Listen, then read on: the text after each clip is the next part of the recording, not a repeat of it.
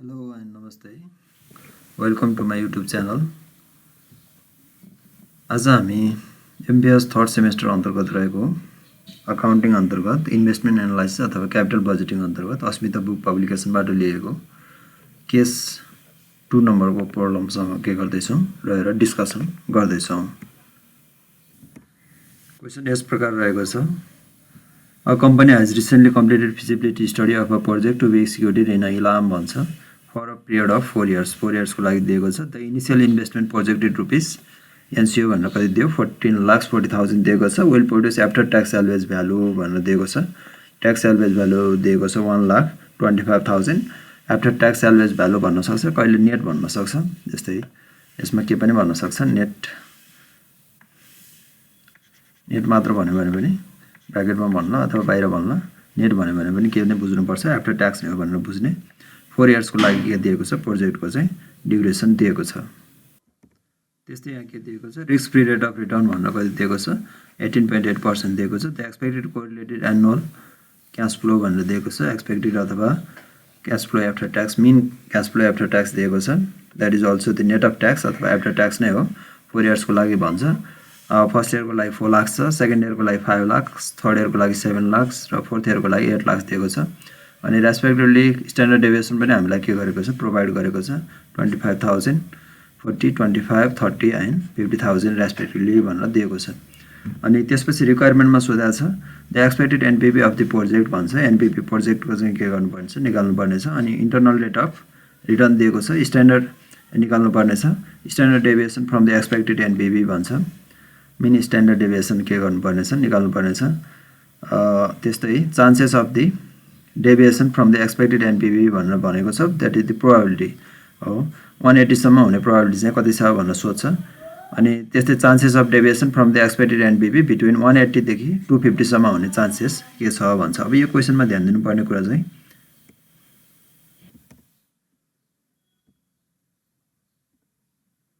यसमा हामीले ध्यान दिनुपर्ने कुरा चाहिँ when yearly cash flow is given with a probability or expected cash flow or the certainty equivalent quotient भन्न सक्छ अथवा कोएफिसिएन्ट भन्न सक्छ CEQ अथवा CEC। त्यो बेलामा चाहिँ के ध्यान दिनुपर्ने हुन्छ भने फाइनल इयर अथवा टर्मिनल इयरको नन अपरेटिङ क्याश फ्लो भनेर चाहिँ त्यहाँ दिन सक्छ। त्यो नन अपरेटिङ क्याश फ्लो जस्तै वर्किङ क्यापिटल रिलिज हुन सक्छ, टाइड अप हुन सक्छ। अनि त्यस्तै क्याश सेल्वेज भ्यालुहरू हुन सक्छ एसेट्सको। Should be included in the initial cost अथवा नेट क्याश आउटले। यसमा चाहिँ के गर्नुपर्छ, एनसीओ निकाल्दा चाहिँ प्रेजेन्ट भ्यालुमा डिस्काउन्ट गरेर के गर्ने, त्यसलाई चाहिँ एडजस्ट गर्ने। किनकि हामीलाई के दिइसकेको हुन्छ, एक्सपेक्टेड सीएफएटी क्वेसनमा दिएको हुँदा अथवा प्रोबेबिलिटी दिएको हुँदा चाहिँ के हुन सक्छ, त्यो अवस्थामा एक्सपेक्टेड द प्रोबेबिलिटीले मल्टिप्लाई गरेर आइसकेको छ भन्ने भयो। त्यो पनि रिस्क फ्री नै भयो। त्यसैले रेट लिँदा पनि रिस्क फ्री नै लिनुपर्छ। अनि यदि फाइनल इयरको के दिएको छ, क्याश फ्लो दिएको छ भने त्यसलाई चाहिँ के गर्ने, डिस्काउन्टेड गरेर एनसीओमै के गर्नुपर्ने हुन्छ, एडजस्ट गर्नुपर्ने हुन्छ। त्यस्तै अर्को कुरा ध्यान दिनुपर्ने कुरामा यो भित्र चाहिँ के कुराहरू पर्छ भन्ने कुरा पनि ध्यान दिनु पर्यो। जस्तै such as non operating cash flow आइटमहरू चाहिँ आउने भयो। फाइनल इयरको आउने भइसकेपछि सीएफएटीमा के आउँछ, अपरेटिङ एक्टिभिटिजको आइटमहरू चाहिँ आउने भयो भने maybe the net cash salvage value of the new machine अथवा भनेर दिन सक्छ, अथवा वर्किङ क्यापिटल रिलिज अथवा टाइड अप भनेर चाहिँ दिन सक्ने हुन्छ क्वेसनमा। त्यस्तै हामीले अर्को ध्यान दिनुपर्ने कुरा चाहिँ यहाँ के भनिरहेको छ भने the expected correlated cash flow भनेर हामीलाई दिइरहेको छ। यहाँ कोरिलेटेड भनेर दिएको छ। अब यो कोरिलेटेड भनेको चाहिँ के हो, यो चाहिँ डिपेन्डेन्ट भयो हो। डिपेन्डेन्ट क्याश फ्लो दिएको हो। डिपेन्डेन्ट क्याश फ्लो दिएको अवस्थामा चाहिँ स्ट्यान्डर्ड डेभिएसनको फर्मुला के गर्ने, रुट स्क्वायर नभएको फर्मुला चाहिँ के गर्ने, प्रयोग गर्नुपर्ने हुन्छ। अब क्वेसन साइलेन्ट रह्यो भने चाहिँ इन्डिपेन्डेन्ट अथवा रुट स्क्वायर भएको फर्मुलाको अनुसार के गरिन्छ, कम्बाइन स्ट्यान्डर्ड डेभिएसन अथवा mini NPV of standard deviation निकालिन्छ। अब यदि क्वेसनमा नै के भन्छ, कोरिलेटेड अथवा डिपेन्डेन्ट भन्छ भने चाहिँ त्यो अवस्थामा के गर्ने, स्क्वायर रुट नभएको चाहिँ फर्मुला चाहिँ के गर्ने, प्रयोग गर्ने। अब यसैको आधारमा के गरौँ, हामी क्यालकुलेसनतिर लागौँ। फर्स्टमा निकाल्नु पर्ने भयो एक्सपेक्टेड एनपीवी निकाल्न, फर्स्टमा के चाहिने भयो, एनसीओ चाहिँ क्यालकुलेसन गर्नुपर्ने भयो। अब एनसीओ यहाँ एनसीओ क्यालकुलेसन भन्नाले यहाँ एडजस्टेड एनसीओ अथवा नेट एनसीओ चाहिँ के गर्नुपर्ने हुन्छ, क्यालकुलेसन गर्नुपर्ने हुन्छ। किनकि फाइनल इयरमा भएको इफेक्टलाई चाहिँ के छ, हामीलाई चाहिँ एक्सपेक्टेड सीएफएटी भनेर पहिले दिइसकेकोले त्यहाँ चाहिँ एडजस्ट गर्न मिलेन। त्यसैले हामीले के गर्नुपर्ने हुन्छ, एनसीओमा नै के गर्ने, त्यसलाई एडजस्ट गरेर निकाल्ने। यसरी हामीले एनसीओ निकाल्दाखेरि चाहिँ फर्स्टमा के गर्ने एडजस्टेड एनसीओ निकाल्नुपर्ने हुन्छ। इनिशियल इन्भेस्टमेन्ट हामीलाई दिएकै छ 14,40,000 भनेर हामीलाई क्वेसनमा दिएकै छ। अब 14,40,000 के गर्नुपर्ने छ इनिशियल इन्भेस्टमेन्ट गर्नुपर्ने छ, त्यो नै भयो initial investment 14,40,000। Present value of the final year after tax salvage value चाहिँ हामीलाई के गरेको छ प्रोभाइड गरेको छ। फाइनल इयरमा चाहिँ के आउँछ भनेको छ प्रोजेक्ट कम्प्लिसन अथवा टर्मिनेसन भइसकेपछि 1,25,000 क्यास सेल्भेज भ्यालु आउँछ भनेको छ, त्यो पनि नेटमा भनेको छ अथवा आफ्टर ट्याक्स पछाडि भनिसकेको छ। त्यसैले त्यो भ्यालुलाई चाहिँ के गर्नुपर्ने भयो ट्याक्स एडजस्टमेन्ट गरेर आइसकेकोले त्यसमा ट्याक्सको कुरा चाहिँ के इन्क्लुड गर्नु परेन, तर हामीले के कुरालाई ध्यान दिनु पर्यो त्यहाँ चाहिँ त्यसलाई चाहिँ प्रेजेन्ट भ्यालुमा चाहिँ के गर्नु पर्यो डिस्काउन्ट गर्नु पर्यो। Present value interest factor use गरेर के गर्ने त्यसलाई चाहिँ डिस्काउन्ट गर्ने। त्यसैले यहाँ चाहिँ प्रेजेन्ट भ्यालु इन्ट्रेस्ट फ्याक्टर रूपमा हामीलाई risk free rate of return दिएको छ। यदि क्वेसनमा एक्सपेक्टेड सीएफएटी दिएको छ भने पनि के नै प्रयोग गर्नुपर्ने हुन्छ risk free rate of return calculation अथवा त्यसैको आधारमा डिस्काउन्टेड गर्नुपर्ने हुन्छ, किनकि क्वेसनमा चाहिँ के छ प्रोबेबिलिटी दिएको केसमा अथवा एक्सपेक्टेड सीएफएटी दिएको केसमा चाहिँ के गर्नुपर्ने हुन्छ हामीले त्यो risk free rate of return नै प्रयोग गर्नुपर्ने हुन्छ। त्यो जस्तै क्वेसनमा कस्ट अफ क्यापिटल दिएको छ भने त्यस्तो अवस्थामा पनि के गर्ने रिस्क प्रिमियम छ भनेर सेपरेट क्वेसनमा दिएको छ भने त्यसलाई चाहिँ के गर्ने डिडक्ट गरेर risk free rate of return चाहिँ निकालेर क्यालकुलेसन गर्ने। त्यसैले हामीले यहाँ चाहिँ के दिएको छ 18.8% दिएको छ। अब यो टेबलमा हेर्नुपर्ने भन्दा पनि क्यालकुलेसन गरेर के गर्नुपर्ने भयो निकाल्नुपर्ने भयो। अब प्रोजेक्टको इयर चाहिँ कति छ 4 इयर्स छ, त्यसैले 1,25,000 टर्मिनल इयरमा प्राप्त हुने क्यास सेल्भेज भ्यालुलाई के गर्ने डिस्काउन्टेड गर्दाखेरि 62,000 रिसिभ हुने भयो 62,750 रुपिस क्यास इन्फ्लो हुने भयो। त्यसैले एडजस्टेड एनसीओ अथवा नेट एनसीओ चाहिँ कति हुने भयो 13,77,250 रुपिस हुन आउँछ। अब त्यस्तै गरेर हामीलाई फर्स्ट रिक्वायरमेन्टमा नै के सोधेको छ एनपीबी क्यालकुलेसन गर भनेकोले एक्सपेक्टेड एनपीबी के गर्ने सीएफएटी मिनबाट चाहिँ के गर्ने क्यालकुलेसन गर्ने अथवा जसलाई के पनि भनिन्छ ईएमबी एक्सपेक्टेड एनपीबी अथवा ईएमबी अर एनपीबी मिन, यो चाहिँ के गर्नुपर्ने भयो एक्सपेक्टेड मोनिटरी भ्यालु भन्छ ईएमबी। यसरी हामीले के गर्छौँ यो चाहिँ हामीलाई दिएकै छ हो एक्सपेक्टेड एनपीबी अथवा ईएमबी हामीलाई दिएकै छ, एनपीबी चाहिँ के गर्नुपर्ने भयो क्यालकुलेसन गर्नुपर्ने भयो। यसरी हामीले क्यालकुलेसन गर्दाखेरि हामीले के फाइन्ड आउट गरिसकेका छौँ एडजस्टेड एनसीओ भनेर फाइन्ड आउट गरिसकेका छौँ। त्यो कति आएको छ 13,77,250 0 इयर्सको चाहिँ अथवा करेन्ट इयरमा के भयो यो आउटले अथवा आउटफ्लो भयो क्यास आउटफ्लो। अनि हामीलाई के गरेको छ गिभनमा नै दिएको छ, यहाँ क्वेसनमा दिएको छ 4 लाख 5 लाख 7 लाख र 8 लाख चाहिँ के दिएको छ एनुअल सीएफएटी दिएको छ आफ्टर ट्याक्स दिएको छ, त्यो भ्यालु राख्यो एनुअल सीएफएटी अथवा एक्सपेक्टेड मोनिटरी भ्यालु यो हामीलाई दिएकै छ गिभन नै दिएको छ। अब प्रेजेन्ट भ्यालु इन्ट्रेस्ट फ्याक्टर चाहिँ यो एनसीओको चाहिँ के भयो 1 नै भयो करेन्ट इयरकै भएकोले। अब त्यस पछाडिको आफ्टर 1 आफ्टर 2 3 एन्ड 4 इयर्सको चाहिँ हामीले के गर्नुपर्ने भयो डिस्काउन्टेड गर्नुपर्ने भयो। 18.8% दिएकोले क्यालकुलेसन चाहिँ क्यालकुलेटरमा गरेर प्रेजेन्ट भ्यालु इन्ट्रेस्ट फ्याक्टर चाहिँ हामीले के गर्नु पर्यो निकाल्नु पर्यो। त्यसलाई भ्यालु पुट गरेर निकाल्दाखेरि present value total present value multiply गरेर निकाल्नु, त्यसपछि समअप गर्दाखेरि एनसीओसँग समअप गर्दाखेरि 1,32,800 के आउँछ हाम्रो एक्सपेक्टेड एनपीबी अथवा मिन एनपीबी आउँछ। त्यसपछि हामीलाई 2 नम्बर क्वेसनमा के सोधेको छ भने इन्टरनल रेट अफ रिटर्न निकाला भनेको छ। अब इन्टरनल रेट अफ रिटर्न चाहिँ हामीले के गर्न सक्छौँ फेक फ्याक्टर फर्स्टमा चाहिँ के गर्नुपर्ने भयो निकाल्नुपर्ने भयो। फेक फ्याक्टर निकाल्दा चाहिँ एनसीओ अनएडजस्टेड चाहिँ लिने, जस्तै यहाँ चाहिँ एनसीओ निकाल्दाखेरि के गरेको छौँ हामीले चाहिँ एनपीबी निकाल्दा चाहिँ एनसीओ एडजस्ट गर्नु पर्यो, किनकि त्यहाँ चाहिँ के छ फाइनल इयरको सीएफएटीमा के गर्नुपर्ने एडजस्ट गर्न नमिल्ने भएर हामीले के गरेका छौँ एनसीओलाई चाहिँ त्यहीँ फाइनल इयरको टर्मिनल इयरको क्यास सेल्भेज भ्यालुलाई एनसीओमा के गरेका छौँ एडजस्ट गरेर एडजस्टेड एनसीओ निकालेका छौँ। अब आइआरआर क्यालकुलेसन भनेको इन्टरनल रेट अफ रिटर्न अथवा एनपीबीसँग त्यसलाई के गर्ने इक्वल बनाउने रेट चाहिँ के गर्ने हो हामीले फाइन्ड आउट गर्ने भयो हुनाले नेट प्रेजेन्ट भ्यालु 0 आउने गरेर डिस्काउन्टेड गर्नुपर्ने भएको हुनाले त्यो फेक फ्याक्टर निकाल्नुपर्ने भएकोले एनसीओ चाहिँ हामी के रूपमा लिनुपर्छ अनएडजस्टेड रूपमै लिने। अब यो अनएडजस्टेड लिने अनि एभरेज सीएफएटी निकाल्दा भने जुन फाइनल इयरको टर्मिनल इयरको सीएफएटी जुन रहेको थियो 1,25,000 जसलाई हामीले डिस्काउन्टेड गरेर के गरेका थियौँ एनसीओ निकाल्दा युज गरेका थियौँ, त्यसलाई डिस्काउन्ट नगरिकनै अब के गर्ने फाइनल इयर सीएफएटीमा राखेर के निकाल्ने एभरेज सीएफएटी निकाल्ने। जस्तै यहाँ चाहिँ के गरियो फाइनल इयरको 8 लाख अपरेटिङ क्यास फ्लो थियो, यो नन अपरेटिङ 1,25,000 अथवा क्यास सेल्भेज भ्यालुलाई हामीले के गर्यो इन्क्लुड गर्यो यो चाहिँ के हो नेट क्यास सेल्भेज भ्यालु नै हो यो आफ्टर ट्याक्स चाहिँ आफ्टर ट्याक्स पछाडि नै राख्ने हो डिस्काउन्ट भने नगर्ने प्रेजेन्ट भ्यालुमा ल्याउनु परेन भनेको टर्मिनल इयरकै भ्यालुमा चाहिँ के गर्ने राख्ने यसको आधारमा निकाल्दा के आउने भयो एभरेज CFAT आउँछ त्यसरी डिभाइड गर्दा चाहिँ कति आउने भयो 2.2812 चाहिँ के आउँछ फ्याक्टर आउँछ यसरी हामीले 2.28 फ्याक्टर चाहिँ फोर्थ इयरमा जानुपर्ने भयो फोर्थ इयरमा जाने फोर्थ इयरमा गइसकेपछि हामी के गर्छौँ फोर्थ इयरको रोमा हेर्दाखेरि 2.28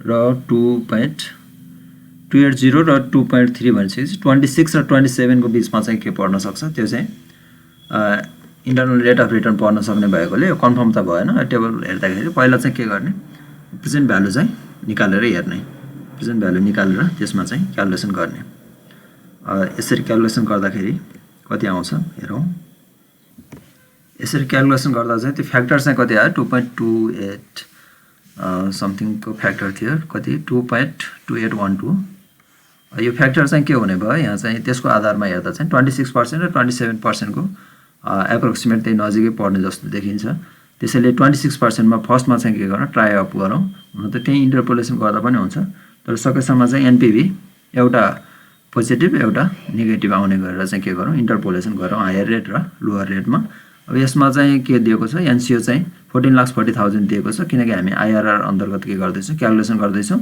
यसमा नेट एनसीओ नलिएर जुन नर्मल एनसीओ हुन्छ त्यही नै लिने त्यसको आधारमा यो डिस्काउन्टेड करेन्ट इयरकै 1 भन्ने भइहाल्यो त्यसको फ्याक्टर अनि हामी कतिमा ट्राई गर्दैछौँ 26% मा ट्राई गर्दैछौँ 4 लाख सबै यो एनुअल CFAT नै दिएको छ एनुअल CFAT यसरी 26% मा चाहिँ के डिस्काउन्ट गर्दाखेरि चाहिँ हाम्रो एनपीभी चाहिँ कति आउने भयो भने अब यसमा चाहिँ क्याश फ्लो लिँदाखेरि चाहिँ यहाँ 14,40,000 चाहिँ नर्मल नै लिने अनि त्यसपछि जुन 1,25,000 चाहिँ क्याश इन्फ्लो भएको छ टर्मिनल इयरमा त्यसलाई चाहिँ के गर्दिने फोर्थ इयरको अपरेटिङ क्याश इन्फ्लोमा के गर्दिने जोड दिने भनेको 8 लाख पुरानो थियो 1,25,000 जोड्दा चाहिँ 1,25,000 एड गर्दा 9,25,000 चाहिँ हुने भयो यो डिस्काउन्टेड भ्यालु चाहिँ 26 कोमा हामी के गर्दैछौँ ट्रायल गरेर हेर्दैछौँ यो गर्दाखेरि चाहिँ एनपीभी कति आउने देखियो 90,600 चाहिँ एनपीभी नेगेटिभ आउने देखिन्छ त्यसपछि अब यसमा पनि नेगेटिभ आउने भएकोले पोजिटिभ आउने एउटा भ्यालु भयो भने चाहिँ के हुन्छ एक्ज्याक्टली निकाल्न सकिने हुँदाखेरि हामी के गर्छौँ अर्को रेटमा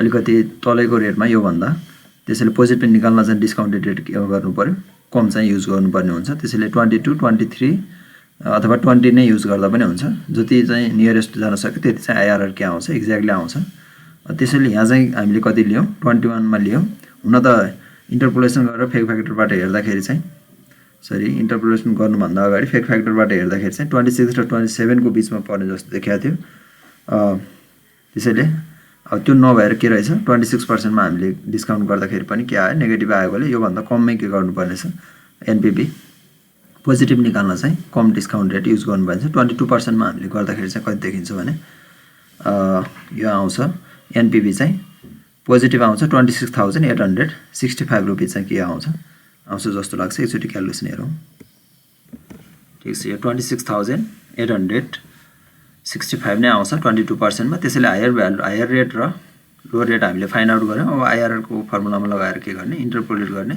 आईआरआर फर्मुला हामीलाई थाहा छ lower rate plus NPV at a lower rate NPV minus lower rate minus NPV at a higher rate अथवा total present value at a lower rate minus NCO गर्दा पनि हुन्छ अनि total present value at lower rate minus total present value at higher rate minus lower rate multiply by जुन फर्मुला राख्दा पनि भयो हामीले एनपीभी निकालेकोले एनपीभीकै फर्मुला राख्दैछौँ लोअर रेट चाहिँ कति भयो 22% भयो जुन हामीले निकालिसकेका छौँ लोअर रेट 22% अब यसकै आधारमा के गर्ने बेसलाई लिएर 22% भयो अनि हाम्रो NPV at a lower rate चाहिँ कति आएको छ 26,865 आएको छ अनि NPV at a lower rate plus NPV at a higher rate गर्दाखेरि चाहिँ यो माइनसमा आएकोले के गरियो यहाँ माइनस प्लस भयो 90,600 हुने भयो यसरी हामीले क्यालकुलेसनलाई अगाडि बढाउँदा डिफरेन्सियल हायर रेट र लोअर रेटको बिचमा 4% छ यसरी आईआरआर कति हुने भयो 0.91% चाहिँ एप्रोक्सिमेटली आउँछ। अब यो हो कि होइन भनेर हामीले एक्सेलमा पनि भेरिफाई गरेर चाहिँ हेर्न सक्छौँ अथवा क्यालकुलेटरमै पनि गर्न सक्छौँ। ओके, यसरी हामीले एक्सेल सेलमा राखेर हेर्दाखेरि चाहिँ के देखियो भने 22.91% राख्दाखेरि राउन्ड फिगरले हुनसक्छ त्यो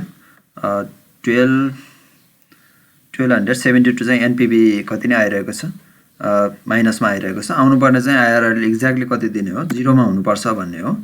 टोटल प्रेजेन्ट भ्यालुसँग चाहिँ के हुनुपर्छ, एनसिओ डिडक्ट गर्दाखेरि चाहिँ एनपिबी कति आउनुपर्छ, 0 आउनुपर्छ भन्ने डिस्काउन्टेड रेट हो। अथवा एनसिओ बराबर हुने गरेर के गर्ने हो, टोटल प्रेजेन्ट भ्यालुलाई चाहिँ डिस्काउन्टेड गर्ने, त्यस्तो रेटलाई नै के भनिन्छ, आइआरआर रेट भनिन्छ। अब यहाँ चाहिँ एप्रोक्सिमेटली राउन्ड फिगरमा फरक आएको होला, केही घटाएर हेरौँ। यहाँ अझै 91 भएको छ, 85 मा राख्यौँ। 85 मा राख्दा पोजिटिभ आउँछ भनेपछि योभन्दा अलिकति माथि रहेछ। 87 राख्दाखेरि एप्रोक्सिमेटली आइआरआर चाहिँ कति पर्सेन्ट हुनुदेखि आउँछ, 22.87 भनेको हामीले निकालेको क्यालकुलेसन के छ, एप्रोक्सिमेटली के छ, ठिक छ। हामीले यहाँ चाहिँ के ध्यान दिनुपर्ने भयो भने टर्मिनल इयर क्यास इनफ्लो अथवा आउटफ्लो चाहिँ दिएको छ and need to calculate fake factor निकाल्नु पर्ने छ भने त्यो बेलामा चाहिँ हामीले के ध्यान दिनुपर्ने भयो, NCO should be taken as an unadjusted, that is excluding the terminal year inflow अथवा आउटफ्लो। एडजस्ट नगरिएको नर्मल एनसिओ चाहिँ के गर्ने, लिने। अनि त्यसपछि अर्को ध्यान दिनुपर्ने कुरा चाहिँ एभरेज सिएफएटी निकाल्दा चाहिँ should be calculated with the final year non operating inflow अथवा आउटफ्लो विदाउट डिस्काउन्ट नगरिकन के गर्ने, फाइनल इयरको नन अपरेटिङ जुन सिएफएटी दिएको हुन्छ हामीलाई अथवा इनफ्लो दिएको हुन्छ अथवा आउटफ्लो दिएको हुन्छ त्यसलाई चाहिँ डिस्काउन्ट नगरिकन के गरिदिने, फाइनल इयरको सिएफएटी अथवा मेन सिएफएटी दिएको हुनसक्छ अथवा एक्सपेक्टेड सिएफएटी, त्यसमा नै के गरिदिने, एडिसन गरेर राखिदिने। त्यसपछि हामीलाई क्वेसनले सोधेको चाहिँ के छ भने अर्को रिक्वायरमेन्ट चाहिँ standard deviation of the expected NPV भनेको छ। एक्सपेक्टेड एनपिबी को चाहिँ स्ट्यान्डर्ड डेभिएसन निकाल्नु पर्ने छ। हामीलाई थाहा छ यहाँ क्वेसनमा नै के भनेको छ भने एक्सपेक्टेड कोरिलेटेड भनेकोले यो चाहिँ के भयो, डिपेन्डेन्ट स्ट्यान्डर्ड डेभिएसन अथवा यो क्यास फ्लो चाहिँ केमा दिएको रहेछ, एउटा इयरको क्यास फ्लोले के हुन्छ, सक्सिडिङ अथवा प्रिसिडिङ इयरमा चाहिँ त्यो क्यास फ्लोको इम्प्याक्ट पर्छ भनेको हो। त्यसैले हामीले चाहिँ के गर्ने, त्यसरी क्यालकुलेसन गर्दा स्ट्यान्डर्ड डेभिएसन चाहिँ स्ट्यान्डर्ड डेभिएसन अथवा पोर्टफोलियो स्ट्यान्डर्ड डेभिएसन क्यालकुलेसन गर्दा चाहिँ रुट स्क्वायर नभएको फर्मुला चाहिँ के गर्नुपर्छ, युज गर्नुपर्छ जब हामीलाई के भन्छ, कोरिलेटेड अथवा डिपेन्डेन्ट भनेर चाहिँ क्यास फ्लो दिएको हुन्छ। त्यसैले हामीले के गर्दैछौँ, यहाँ रुट स्क्वायर नभएको formula standard deviation 1 divide by 1 plus I को power 1, standard deviation 2 1 plus I को power 2, standard deviation 3 1 plus I को power 3, standard deviation 4 1 plus I को पावर 4 युज गरेर के गर्दैछौँ। Risk free rate of return चाहिँ हामीलाई कति दिएको छ, 18.8% दिएको थियो। त्यसैको आधारमा के गर्दैछौँ, यो चाहिँ के दिएको छ, standard deviation cash flow of the standard deviation भनेर फर्स्ट इयरको 40,000 25,000 30,000 हामीलाई के गरेको छ, क्वेसनमा नै गिभन दिएको छ हो। 40,000 25,000 30 र 50,000 गरेर त्यही भ्यालु नै हामीले पुट गरेर के गर्दैछौँ, यसलाई क्यालकुलेसन गर्दाखेरि मिन स्ट्यान्डर्ड डेभिएसन अथवा एनपिबी मिन स्ट्यान्डर्ड डेभिएसनको भ्यालु चाहिँ कति आयो, 94,378 आउँछ। त्यसपछि अर्को क्वेसनमा चाहिँ हामीलाई के सोधेको छ भने the chances of deviation from the expected NPV to rupees 1,80,000 1,80,000 हुने सम्भावना चाहिँ कति छ भनेर सोध्छ। 1,80,000 सम्म हुने सम्भावना कति छ भन्छ हो, भनेको 0 देखि 1,80,000 सम्म हुने सम्भावना कति हो भनेर हामीलाई सोधेको हो। त्यसैले यहाँ चाहिँ के भने भयो, probability deviation from the expected एनपिबी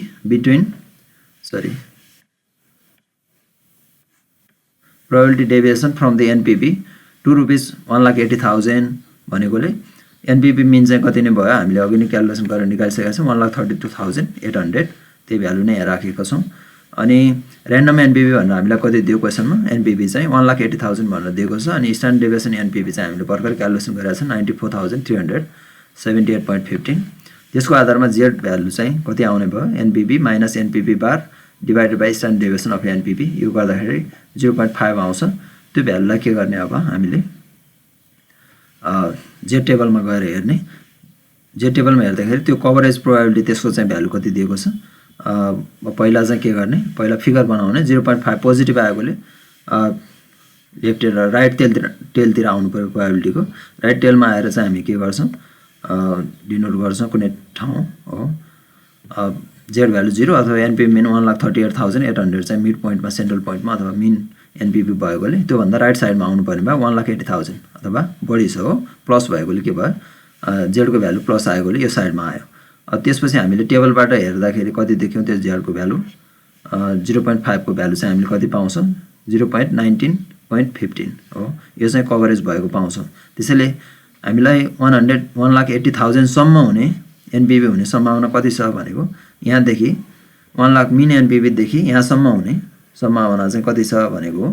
त्यसैले यहाँसम्मको सम्भावना भनेको जति आउँछ त्यो भ्यालु त्यो नै के भयो प्रोबेबिलिटी भयो। त्यसैले प्रोबेबिलिटी बिङ अप टु ₹1,80,000 अथवा मिन एनपिभी एक्सपेक्टेड एनपिभी 1,80,000 बिङ 19.5% हुने भयो। त्यसैलाई के गर्ने पर्सेन्टेज क्यालकुलेसन गरेर छोडिदिने। त्यसपछि अर्को हामीलाई के सोधेको क्वेसनले भने अर्को हामीलाई सोधेको the chances of deviation from the expected NPV between 1,80,000 to 2,50,000 180 देखि 250 हुने सम्भावना चाहिँ कति छ भनेर सोधेको छ हो।